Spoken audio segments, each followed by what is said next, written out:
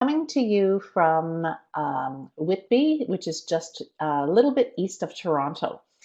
And as you may see up in the top corner, we are recording this session tonight, and we will be sending you a link of this session if you want to go back and review anything that we talk about, either through our chats or through the presentation that I am doing, or to take a look at the resources that we have at the end of the presentation. So I really look forward to talking with you for a little bit tonight about behavior and that is related to special education needs. We know that internationally, one of the realities that we have in schools is that we have students with significant behavior issues in a way that we haven't had those to the same extent in the past. And as educators, regardless of what our role actually is, we're trying to navigate how to meet the needs of those students and to ensure a safe environment, both for the student with needs as well as for all the rest of the students and the staff in the school. And we're going to talk just very briefly about inclusion at the beginning of this presentation, because internationally, inclusion of our students with special education needs is becoming much more common. And so we need to find ways that we can address those behavior issues that are happening in a regular classroom. And I'm hoping that I can help you with that a little bit tonight. We know that regardless of what our role is, whether you're a classroom teacher, a resource person, a principal, a school head, we often come to the table feeling not equipped with the skills that we need to be able to manage these very tricky and challenging situations. And as well, we have parents that are very concerned about seeing behavior that is related to special education needs. So we have a big task in front of us, but my experience working with hundreds of schools now is that there are some things that we can do that really are going to make a difference for the student with special education needs and to reduce their behavior and to make the teaching and learning environment a more pleasant one and a safe one for people. So our plan for tonight is I'm going to do some little mini presentations about some content, and then I'm going to pose a question to you or a discussion topic for you, and we'll have you engage in the chat box, as some of you have already had the opportunity to do. And we'll have a little bit of a conversation, then I'll move on to the next little mini presentation. And at the end, I'm going to give you some information with some resources and some more learning opportunities that you may be interested in that we're offering through International School Leadership. So the plan is for this webinar to be an hour in length. And we did one session this morning and we were able to stay pretty close to that 1 hour. So I'll try to honor your time, because I recognize as educators just how busy you really are. So as I said, we need to talk for a couple of minutes about inclusion. And there's a lot of research about including students with special education needs in regular classrooms. And it is quite consistent that inclusion is best for almost all students.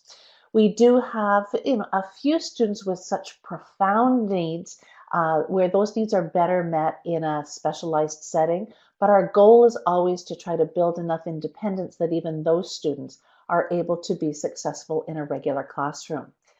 The research is also very clear that the typically developing students in a class who share a classroom with students with special education needs also do better and do particularly well. So when we think about behavior, we're really going to talk about it mostly from the standpoint of students who are included in a regular classroom. Yet the strategies that I'm sharing are also going to be applicable to students who may be in a more specialized setting. So for inclusion to work, we really have to work at embracing the concept of differentiation and that whole idea about learning for all. That's how we make inclusion work. So we need to be differentiating our curriculum. We need to differentiate how we present curriculum and how students respond to that curriculum. And we need to take a look at how we differentiate the setup of a classroom and the assessment strategies. And when we do that based on a student's strengths and build on their strengths, and you'll hear me say this a lot tonight, and that will help to mitigate those behaviors that we do see. For those of you, and just taking a look at what your roles are, and I have to tell you, those from the Cayman Islands, I'm highly envious of you being in your lovely warm climate. But for those of you who are administrators in your schools, you have the first important role in creating a school environment that makes inclusion work. So you have the responsibility of how to set the tone, how to embrace the idea of the success of our students with special education needs, how to set up the programming delivery model to meet the needs of the students, build the professional learning of your teaching staff and your support staff, and then also working with parents, both the parents of the child with needs as well as the parents of the other students. Teachers and other educators also have a critical role in terms of how to make inclusion work. So let's talk about a few things over the course of the next hour that might be able to help you. The first thing we need to think about a little is are the causes of behavior. Um, this is something that when you start to place this idea in your mind, it starts to change the way that we think about students who demonstrate significant behaviors. No child wakes up in the morning saying that he is going to go to school and behave really badly. Students do the best they know how to do or the best that they are able to do.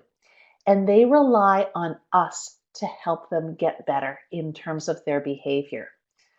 Now, those behaviors can be related to a whole variety of concerns. Some of those might be students who are on the autism spectrum disorder, students with oppositional defiant disorder or ADHD, fetal alcohol syndrome, students who have experienced trauma often show significant behavior concerns as well. Some students have real neurological processing difficulties that make self-regulation a challenge. We also know that there are students that have developmental delays, and we also have students that have significant mental health concerns. So there's a wide range of reasons why students may be displaying significant aggressive behavior. The best thing that we can do is try to find out what the source of that behavior is, which will help us program. But we're going to talk tonight specifically about a few things that will work well for all students, regardless of what the actual diagnosis may be. So what can we do? We're going to talk about 3 or 4 key pieces, and we'll go into depth on a few of these. The first is that we really need to create a supportive school environment and classroom environment that puts our kids with special education needs at the center. When we plan for our students with special needs first, it works well for the rest of the students. What is necessary for some is good for all. We also need to look at how we can build the capacity of our teachers to be able to proactively prevent those behaviors and to understand why students may be behaving the way that they are and providing them with a set of skills that can help to de-escalate that behavior. This is challenging stuff. It's emotionally draining. It can sometimes be physically exhausting when we have a child that has profound behavior needs, and we need to do everything in our power to learn skills that will set ourselves up so that we can help that student. And we're going to talk at a bit of length tonight as well about ways that we can support those students with special education needs that are and where there are behaviors. Any one of these topics could be an entire course. We could spend an entire evening on a webinar. So I recognize the limitations that we have within an hour-long webinar. But let's see if we can get a few specifics so that you have something that you can take away at the end of this evening. The other thing that's important for you to know that we can't really dig into tonight are understanding your local laws that apply to special education and often that apply to human rights because that aligns with special education. And you need to know what your district protocols are and procedures are for managing students who have aggressive behavior. Um, Most school districts do have those in place, and for your own protection and for the protection of students, it's really important that you know those procedures and those policies and that you follow those. Unfortunately, we can't go into much detail about that, but lots of other things that we can work on. So our first thing that we're going to dig into a little bit more deeply right now is how to create a school culture that puts kids with special education needs at the center. So often when we as school leaders and as classroom teachers or whatever our role happens to be, when we are making plans and building our school culture and thinking about what we want our school to be like, we do that focusing on our typically developing students. I'm going to encourage you to think about flipping that around. What if we built our whole school around finding success for our neediest students? How can we build a school culture that puts those students at the center of everything that we do? Because, as I said a minute ago, what is necessary for some actually is great for all the students in our school. So this is a little bit about what an inclusive school culture can look like. We make our decisions, as I just said, are made with our most challenging kids in mind. And we need to provide professional learning for our teachers and all our staff to better understand the behavior that's related to special education needs. So many of our staff don't have a depth of knowledge around special education. It's just not part of what our teacher education programs generally are about anywhere internationally. So we need to continue to develop the skills and the understanding of our teachers of what the root of those behaviors is, and then to give them some practical strategies for how behavior can be reduced. One of the things, maybe if you take nothing else away from this webinar tonight, I want you to think about reframing the word behavior. And I will be using the word behavior with you tonight, but I want you to start to think about the word behavior, and instead of calling it aggressive behavior, suggest that it is communication concern or that the student is showing anxiety. So when we think about a student who has quite explosive behavior or significant behavior needs, what is that student communicating to us? We would prefer they'd communicate that to us in a little different way, but they're telling us something. And we have to figure out what it is that they're communicating. The other thing is when we're seeing those behaviors, think of it as anxiety. What is this student feeling anxious about? Because when we can figure out what it is they're feeling anxious about, we can actually look for the triggers and reduce those triggers and reduce that anxiety that that student is feeling. So that's one of the first things I really encourage you to think about. Instead of using behavior, use the word communication or anxiety. We suddenly become much more proactive and feel empowered to be able to help this student be his or her best and to be able to develop more socially appropriate behaviors. We also need to create in our schools a vision where we're all on the same page that includes our students with special education needs, again at the center, and where every adult in the building makes a commitment to not giving up on our most challenging kids. They need us. And I'm a big believer in servant leadership and serving these students. These are our hard to serve students. But we need to see ourselves as servant leaders. What can we do to help these students? So when we set ourselves up in an inclusive school culture that embraces these ideas, we have a foundation on which we can develop other ideas to support our student. So here are a couple of thoughts for you. First of all, we have to ensure that every adult in the building is treating our most difficult or challenging students with respect. and we have to be calm at all times. And I've sometimes encouraged teachers just to fake it. Fake not being upset, fake being calm, because eventually you will actually convince yourself that you are feeling much more in control of the situation. When we escalate, as our students escalate, we can end up in a power struggle. And we all know that adults and kids in a power struggle doesn't turn out well for anybody. And we as the adult never win. So that's why we have to always treat our students with respect, even when they don't treat us with respect. And we need to keep calm at all times. They are relying on us to model that for them. Another thing that is so important for our students with special education needs is the importance of being incredibly consistent. They rely on us for boundaries and parameters because within their own minds, they don't necessarily have those. So they need us to provide those clear, consistent expectations for them and not to waver from those. Another point that I really want to reinforce tonight is how we need to explicitly teach and practice and reinforce those behavior skills with kids. So many of our kids don't know exactly what behaving well looks like and sounds like. So in their calm moments, we need to teach them, what does it look like? What does good behavior look like? What do we expect?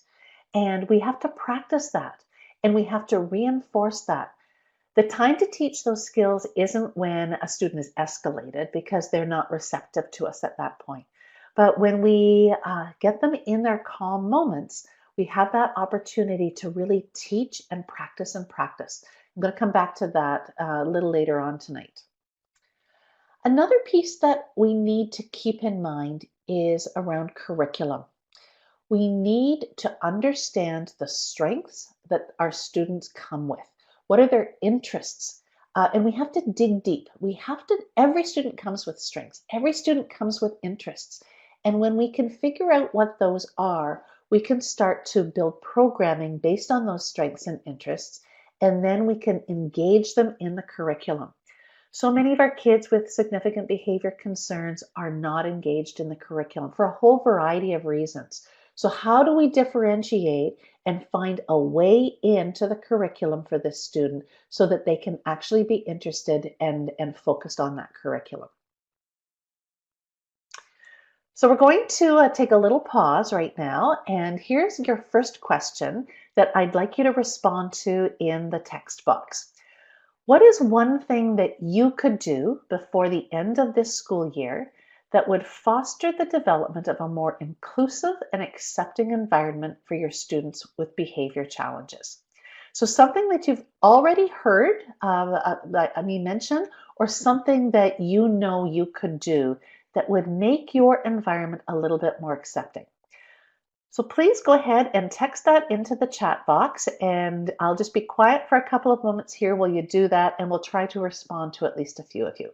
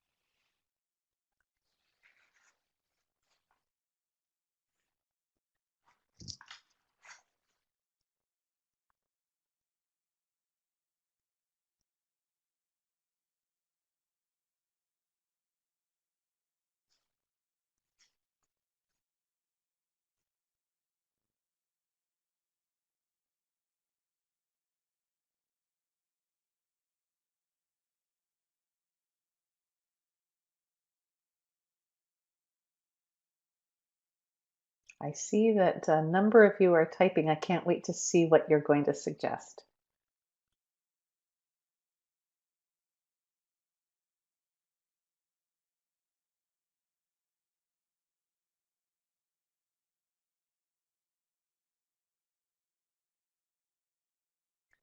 George, I completely agree with you about the importance of professional development. Um, the more our staff knows about how to meet the needs of students, the better off everybody is. You heard me a few minutes ago talk about students do the best they know how to do. They don't wake up in the morning and say, I think I'll go to school and be difficult.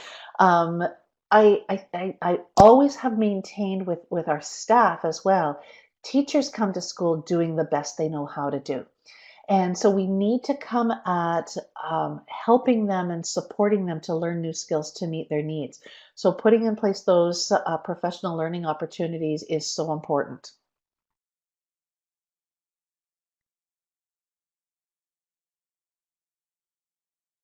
Peter, it is sort of the same thing around that professional development. It's certainly something that I've done a lot of work with a number of schools around that professional learning and really chunking professional learning down into small bite-sized pieces and very practical strategies, but really helping teachers understand that they actually do have the power to make a difference. So we need to empower them. And I agree that we need to start that at the beginning of a school year, but sometimes we even have to come in partway through a school year to provide that support for teachers.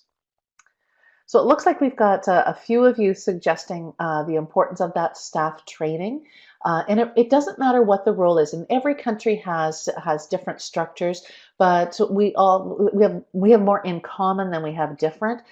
So we need to ensure that our teachers understand, and then whatever support staff we have, it's essential that they are part of that team that is supporting the student.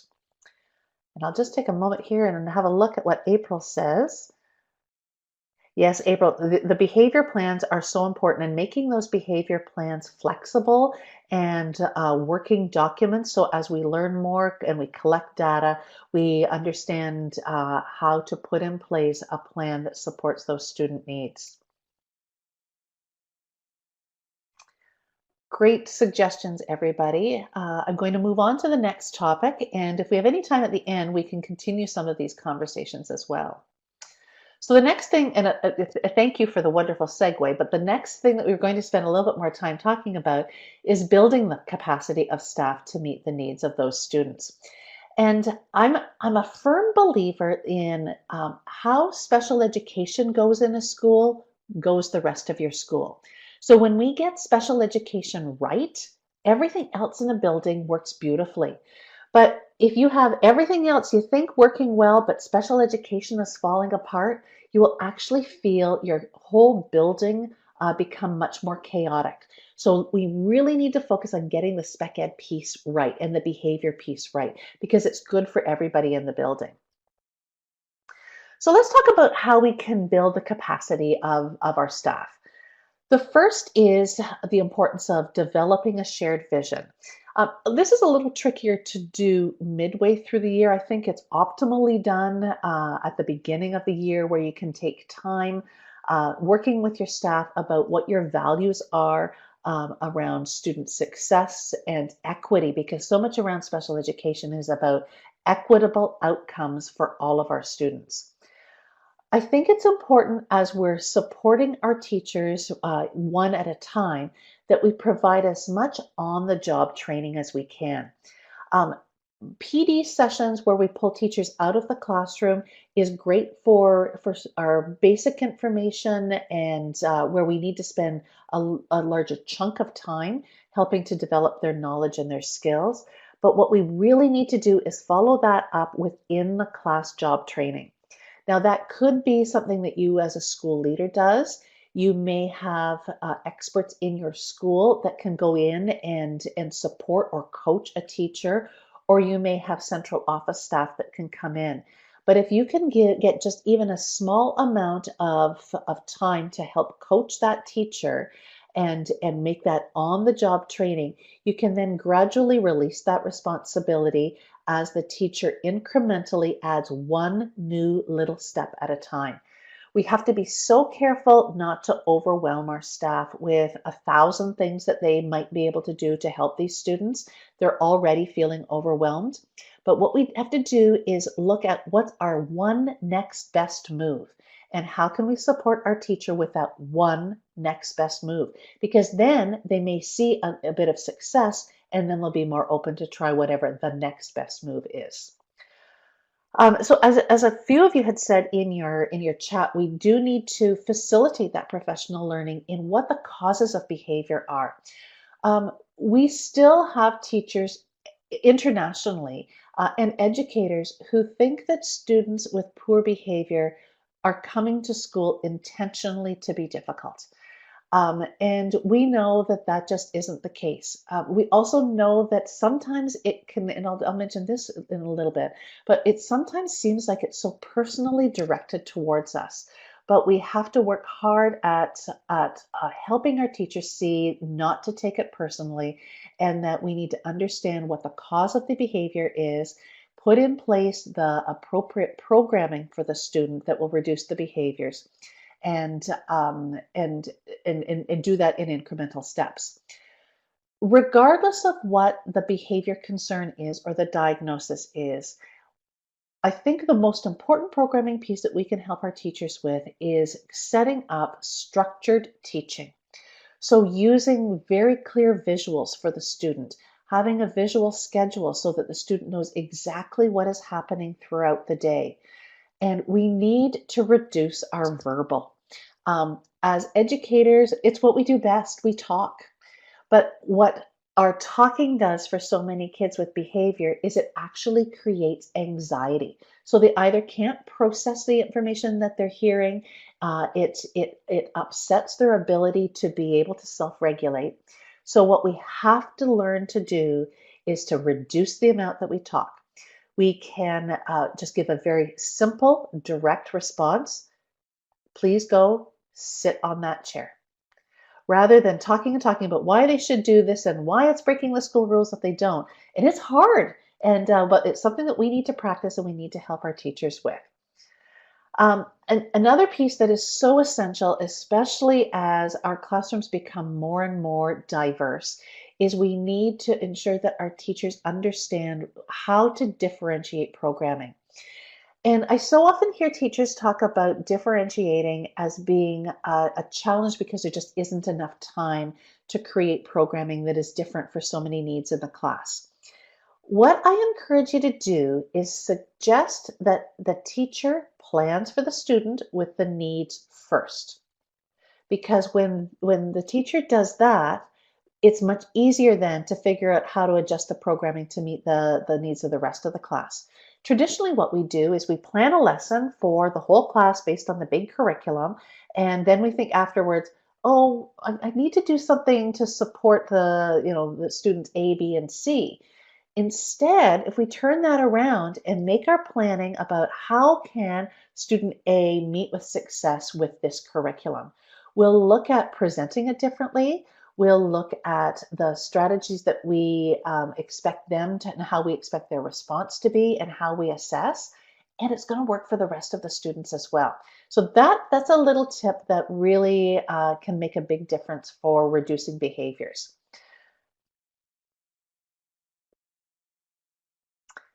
Another piece that's really, I think, quite essential is how do we provide that mentoring for our teachers? This is particularly important for our new teachers who don't have a depth of understanding about curriculum and about teaching strategies, and that just comes with experience. But we need to ensure that we have formal mentoring in place for our teachers that are struggling. And then again, we can have that gradual release of support as they develop more skills.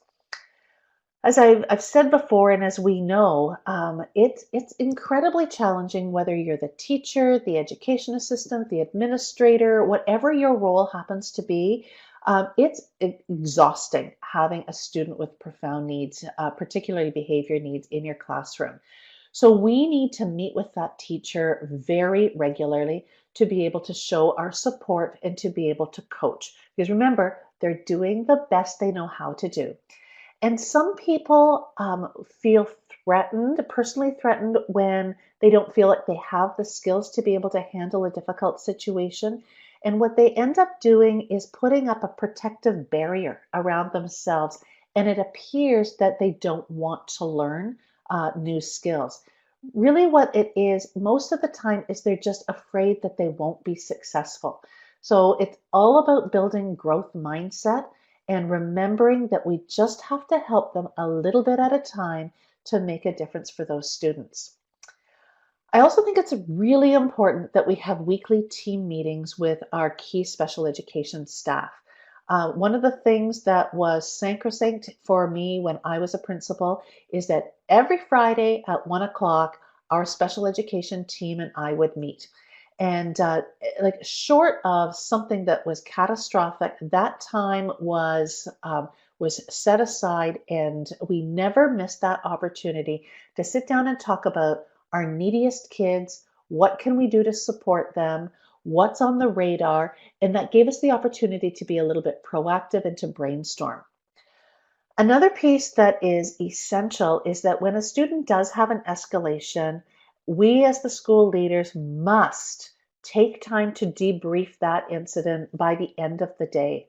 Now, for those of you who are from Ontario, and I think we might have a couple here from Ontario, it's actually written into our law. It is required through the Occupational Health and Safety Act that we must have a debrief anytime there is an aggressive incident.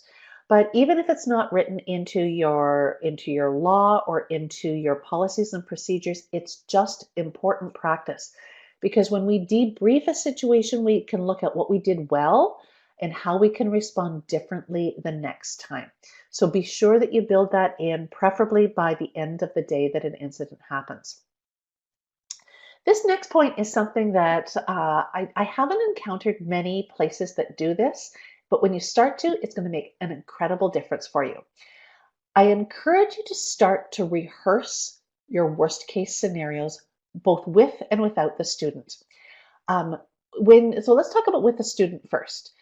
Let's practice with our students how to respond when they start to feel agitated, but we practice when they're feeling calm and alert. So if you think about it with an analogy of coaching basketball, no student comes to a basketball court being able to expertly shoot a basket every single time.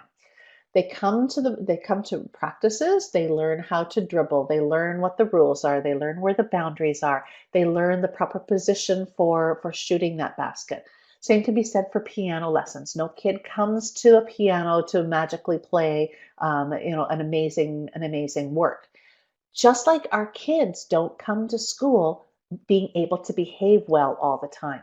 So we have to practice with them. We have to teach the skill, and we have to practice and practice. And it's again, like when they're starting to feel escalated, they need to know that they've already practiced this, just like a fire drill. They need to go for a break. They need to go to the calming area in the classroom. They need to use a fidget toy. Whatever the strategy is that's part of that behavior plan, we have to practice that and reinforce it positively every time the student does well. If you have a student in your school, in your building that has very aggressive behavior, it's also important for the adults to practice what the response will be when the student escalates. So that can be done in a role play. It may be in terms of practicing what the physical intervention may be, so blocking the student, those very rare cases where there may have to be a restraint. Those situations need to be rehearsed so that when an instance does come along, we know exactly how to respond, and we actually have it myelinated in the dendrites of our brain. So I really encourage you to give that one a thought. Another piece that I think is important to think about is having your whole team build the safety plan. Sometimes it's our lead special education person and the principal that build that plan, maybe with some input from a parent. But if we can get the whole team involved in the building of that safety plan or that behavior plan, there's a greater likelihood that everybody will feel ownership for that plan and the success of the student. And growth mindset. If you haven't had the opportunity to read Carol Dweck's book, Mindset, The New Psychology of Success, I really encourage you to take a look at it. It is one of the best reads I've had in a long time as an educator. And if you are a parent, I think you will find an incredible amount of value in it. We need to build growth mindset in our staff, that they have the ability to make a difference for the students. They just aren't there yet. And Carol Dweck talks about the power of the word yet. And the same goes for our students with special education needs. They're maybe not showing their best behavior yet, but we believe in their ability to get to that point with hard work and with practice. So growth mindset is a big piece that we need to keep in mind whenever we're talking about special education. So here we are, question number 2, and I'm going to take a quick breath here while I see what you want to share. What is a barrier or a challenge that you are currently facing within your school related to students with behavior concerns? And is there something that is within your control to improve that situation? So take a moment and share your thoughts, because you may have something that has worked well for you that you can share with somebody else in our chat tonight. So go ahead.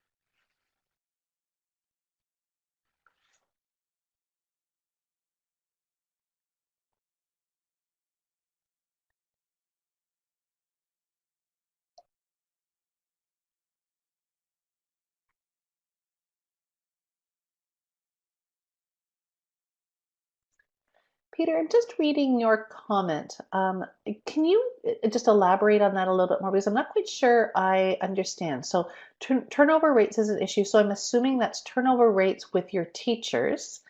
Um, and so you're looking for ways to retain your teachers, the turnover rate for teachers. So we can improve a package in order to retain teachers. Tell me a little bit what you mean by that.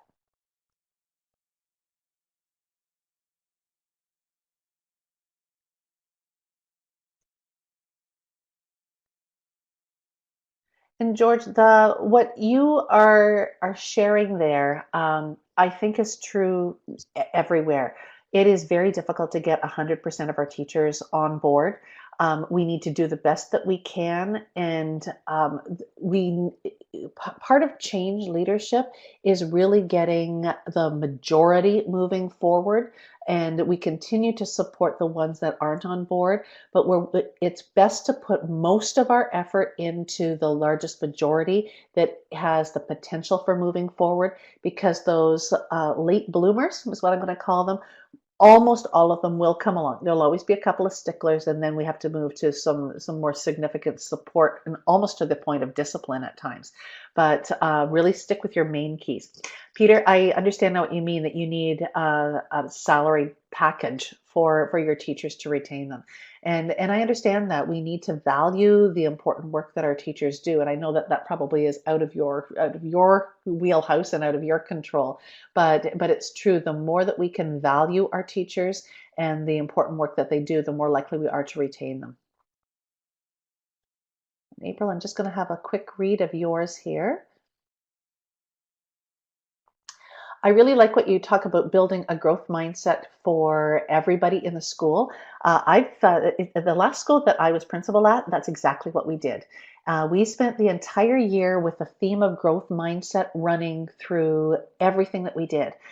So we started off helping our teachers understand what growth mindset was, but then we worked on it with our kids. But not all of our teachers had growth mindset, so it was tricky for them sometimes to support their students in developing a growth mindset when they sometimes didn't themselves. But bit by bit, and remember, change takes time, but bit by bit, it actually made a pretty significant difference within a year for both staff and for students. All right, I'm cognizant of of the time, and I see a couple more things that are here. And I'd like to come back to some of your questions if I can. If not, I'll give you an opportunity where we can have a little bit more dialogue afterwards. But your time is valuable, so I am going to move on at this point. So let's talk about some concrete strategies that we can use for supporting our kids that show the greatest behaviors. So we've been talking about mindset. One of the pieces of mindset that I think is so important is that we never give up on a student. And I'm going in as a supply principal to a school where there is some very profound behavior concerns with one student in particular, and it's gone to the media. So anytime the principal needs to be out of the building, they bring me in. And one of the strategies that I'm using with this particular student is letting him know that I'm not going to give up on him. I'm letting him know I am on your side, because often our kids don't realize that we are there to help them. And it doesn't mean that we don't address the behaviors, but they need to feel heard. And so we need to let them know that we are there to serve their needs, to serve their success, and we are the adults, and that's what we're being paid to do. As I mentioned before, we have to remember not to take things personally, and that is so difficult. Again, particularly with our newer teachers who don't have the depth of experience working with kids with significant needs. But when we are sworn at and sometimes, physically have had physical aggression towards us, and they say horrible things about us, it's tricky not to take it personally. But again, we have to be the adults in the room, and we have to remain calm and not take it personally so that we're better able to help that student de-escalate. I also think, and we've touched on it before, and a couple of you, I think it was April, you just mentioned about the importance of really understanding a student. We need to know what their strengths are. We need to know what their interests are. And then we can build a relationship with the student based on those strengths and those needs. I worked with a teacher a few years ago who wrote a report card for a challenging student, and there was not a single positive thing on that report card. And I put myself in, first of all, the shoes of the parent that would be reading this report card, and it was horrific to think that a parent would have to read this about her child or his child. So I went to the teacher and said, we need to also address what the student's strengths are as well. And the teacher said she couldn't see any strengths at all. So I challenged the teacher to find those strengths and to sit down and write them down and look specifically for them, because we will see what we want to see in anybody. It is part of human nature. So we have to really be purposeful around looking for what those strengths are. And it actually did make a difference for that teacher. She did start to see things a little bit differently and was able to include some strengths in that report card. So that's an important thing that I think it's important that we need to remind ourselves of. Another piece that we need to keep in mind is to do everything we can to not reinforce the negative. Sometimes we get so caught up in what are the consequences, what's the punishment for the behavior, and that we spend so much time doing that we really are not looking for the positive things that we should be reinforcing. It's not to say that there aren't consequences for behaviors, that we work in school systems and there are rules, and even when we take a look at the mitigating factors of special education needs, sometimes there have to be consequences. But think about consequences in that negative reinforcement a little bit like a bank account. We need to put in a whole lot more positives, the positive reinforcement, before we can withdraw from that bank account on those consequences or the punishment. And our kids that are most challenged in their self-regulation, they get so much negative reinforcement and so much talk at them about their poor behavior. We so often forget to reinforce even the tiniest little things that they do well. Because again, we're trying to repattern the brain. So we need to reinforce. That's what ABA, applied behavior analysis, is. It is reinforcing the positive, and it doesn't matter what the diagnosis is for a student. When we reinforce the positive, we are more likely to be able to change behaviors. And I think it's important that we remember that we have to all confront our own biases. We have them. We need to acknowledge that we have biases. And when we acknowledge them, we can then act appropriately to try to mitigate what those biases are. I keep coming back to this about planning for the student with special education needs first. And one of the best ways to do that is be obsessive about collecting data. We need to really understand what the antecedent of the behavior is, to observe what the specific behavior is and what is the consequence of the behavior, or what does the student get out of the behavior. And we need to also be looking at how to analyze that data. So often when we are working with a student with special education needs, we think we know what is going on with the student, and we think we know what the cause of the behavior is. But I have seen time and time again, when we actually take the data and then look objectively at the data, we actually see new things and new approaches to how we can help that student reduce the behaviors.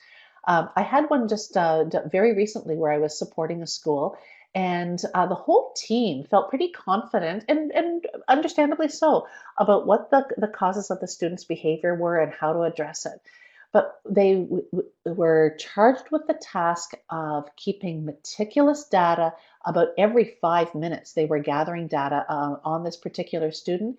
And it turned out that it was something very simple that was happening in the room where the student was working that triggered him every single time. And once they realized that, it was easy to remove that. Now, the behavior didn't completely go away, but we significantly were able to reduce the behavior when we were just able to get rid of, it was a sort of a distracting screen that was in the classroom that was changing from time to time. And that actually became a trigger for some pretty severe behavior, where for the rest of us, we were just kind of oblivious to it. As I said before, just a couple more things. Whenever we're creating lessons, we're planning an assembly, we're planning a trip, plan for the student with the behavior needs first.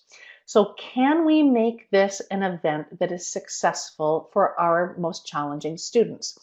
So if we're looking at setting up an assembly, how can we set up that assembly so that our students who are challenged with behavior concerns can be successful?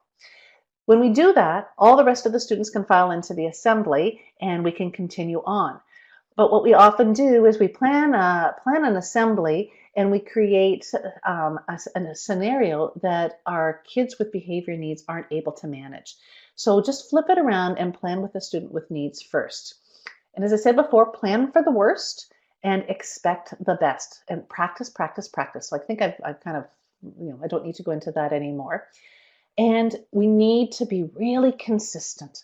Our kids rely on us for those boundaries. So we need to understand every single transition, and that really becomes the next piece, is around transitions. We need to think out the micro transitions. So that could be a student moving from a math lesson into a science lesson. And we need to think about and be explicit about what we expect from that student. So put your math textbook into your desk, pull out your pencil case and your science book, and put your hands on your desk when we're ready. Like, it needs to be that, like every little transition, but that provides a structure for our students and will reduce the anxiety that they may feel between transitions.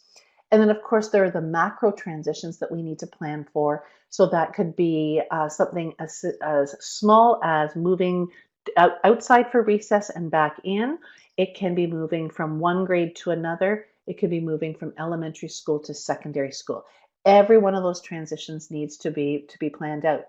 And in fact, in Ontario, Part of our IEPs for students requires that every student has a transition plan. And for some students, that transition that they need support with might only be the larger transitions. But for our students with autism, part of their IEP must have a transition plan to plan out those micro transitions as well. So we know that when we get that right, we reduce behaviors. Here we are. Question number 3. Do you have a strategy that you can share with the others in our group that you've tried that has reduced those significant behaviors? So take a moment, we'll pause, and let's hear what you have to say.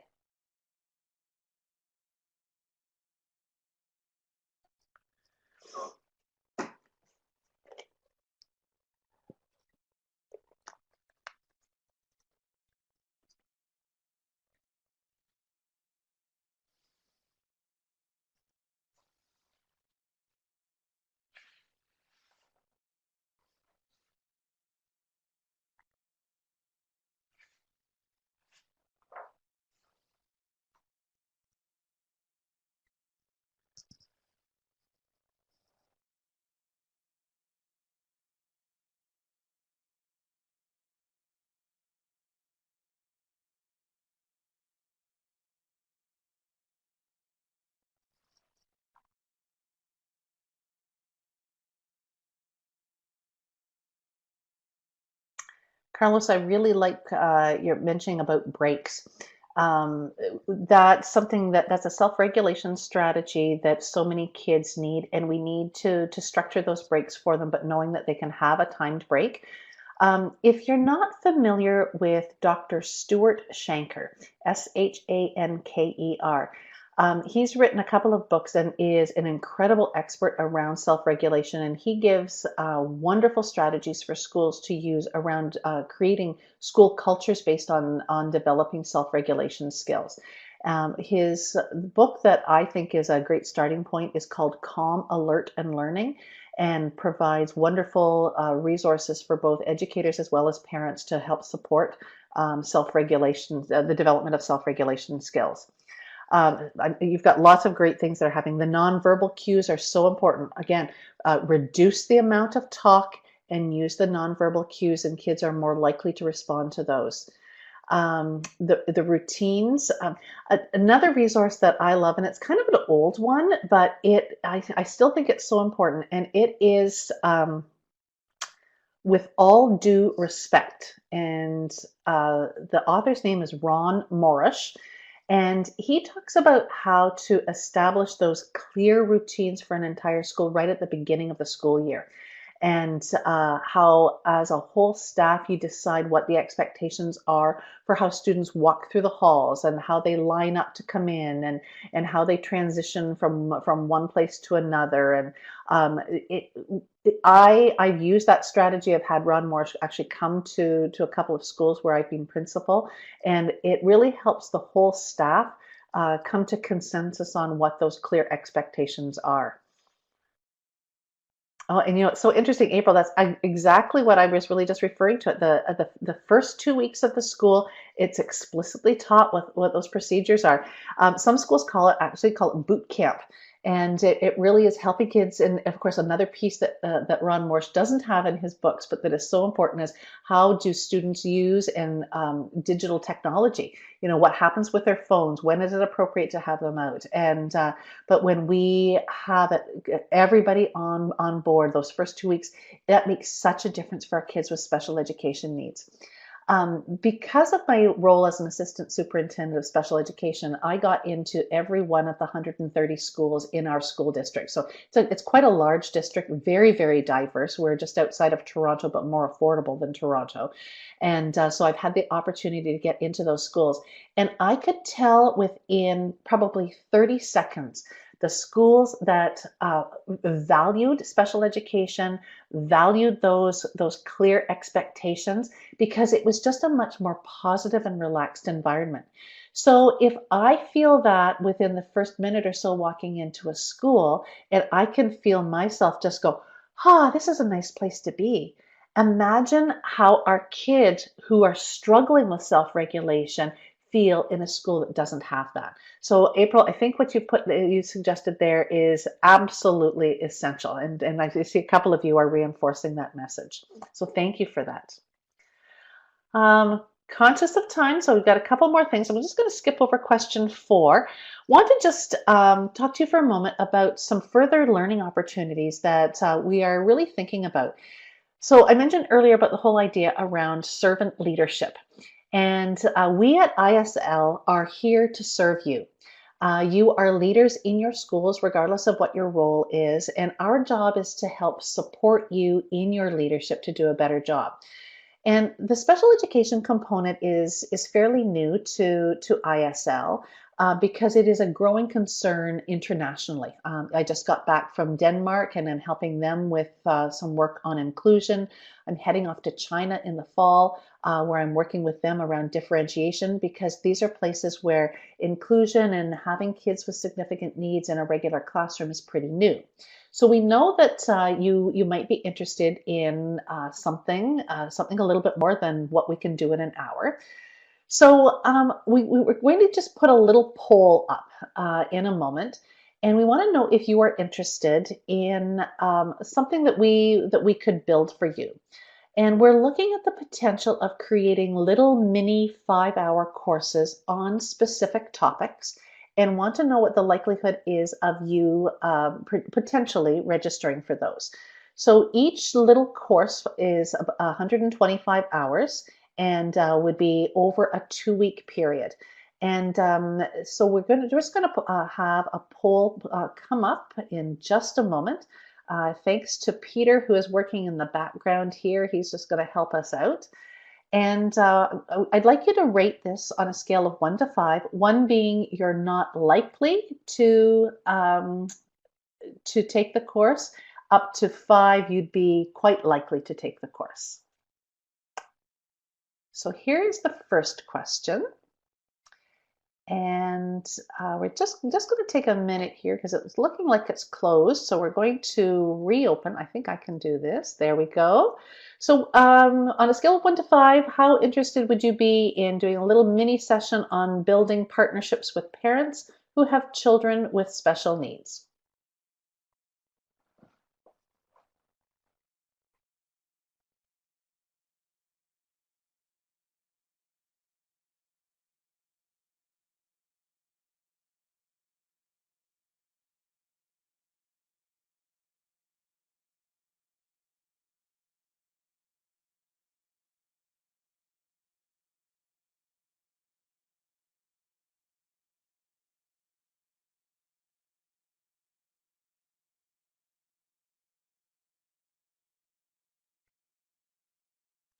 Okay, thank you for your responses to that one. Okay, we'll move on to the next potential topic. The next one is a little mini session on how to build the capacity of staff to better meet the needs of students with special needs.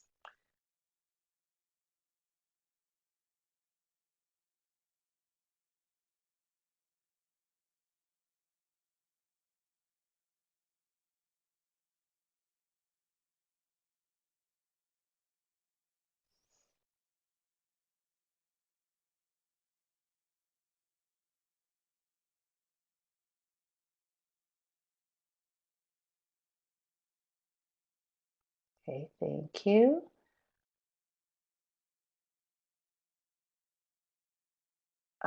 So we've seen that question already. The next one that we're going to pull up here, I hope in a minute, is one about autism. But we'll just see if we can get that poll up. There we go.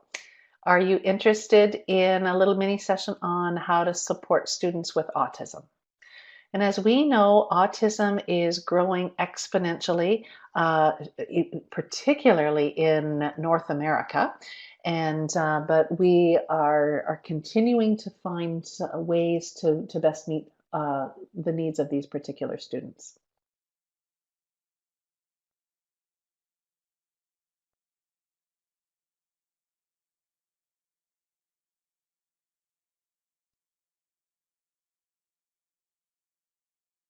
And Carlos, I see that you just suggested like you like the idea of a little session on autism, so thank you. And then I believe we have one more. This one is would be a little bit more self-directed, and it would be working on what your greatest challenge is in special education. So it would be more a bit of an inquiry project where I would be able to guide you through that inquiry. We would be working together online. I could help support you with resources, but it's sort of kind of like coaching through whatever's keeping you up at night.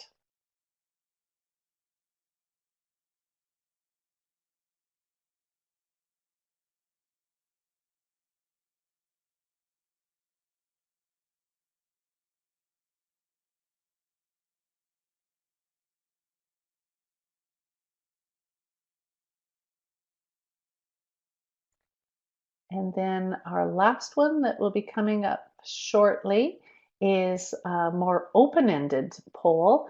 What other topics related to special education would you be interested in? And you will see that there are some answers there. That's from our session this morning. But are there other areas that you would like more information about?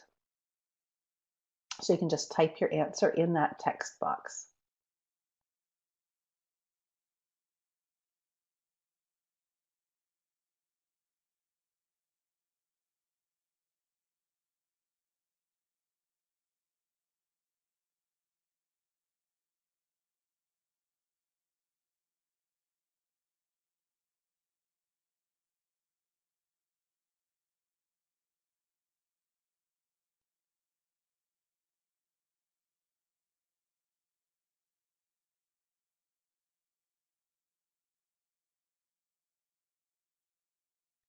It's so interesting to see somebody put on there about the importance of helping teachers to develop growth mindset. That was the key piece that I worked on with Denmark. As they're working towards inclusion, our whole focus was we'll get to inclusion when we can have a better sense of growth mindset. And I'll just give you just a minute more and then we'll just wrap up here.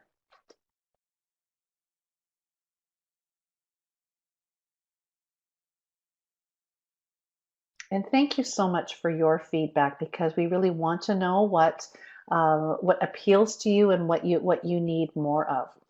So something that we have here, just want to take a minute, recognize it is, we've had our hour, but if you can hang in for a couple more minutes, I'm good for a couple more.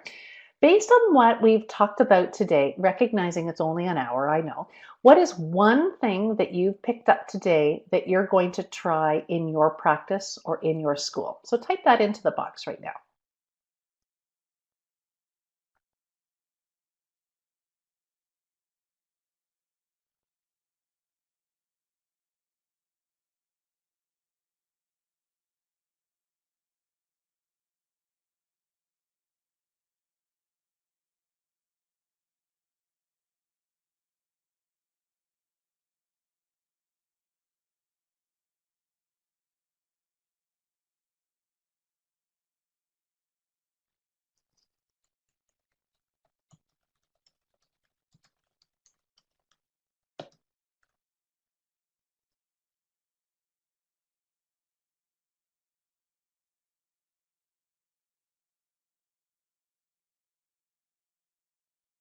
I always love this question because we've all participated in the same hour, but everybody, because of our circumstances, takes away something that's a little bit different.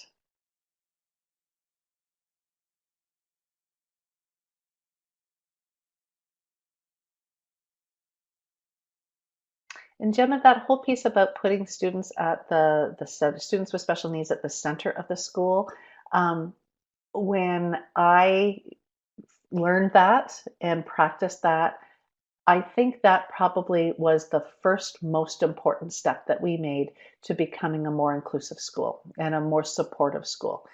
So I think that is definitely a good starting point because it will actually reframe everything that you do. Every piece of work that comes across your desk, everything that that's part of your practice, you'll start to look at kind of differently.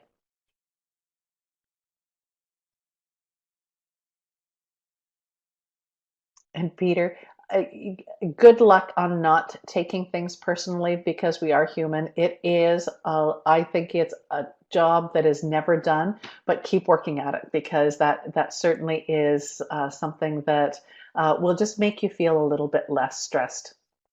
Something else that's kind of connected to that. Um, this is my observation. This is not based in science at all, but I have seen over and over again our students with special education needs, particularly our students with autism, even though communication and social skills is a challenge for them, they are so intuitive about how we feel about them.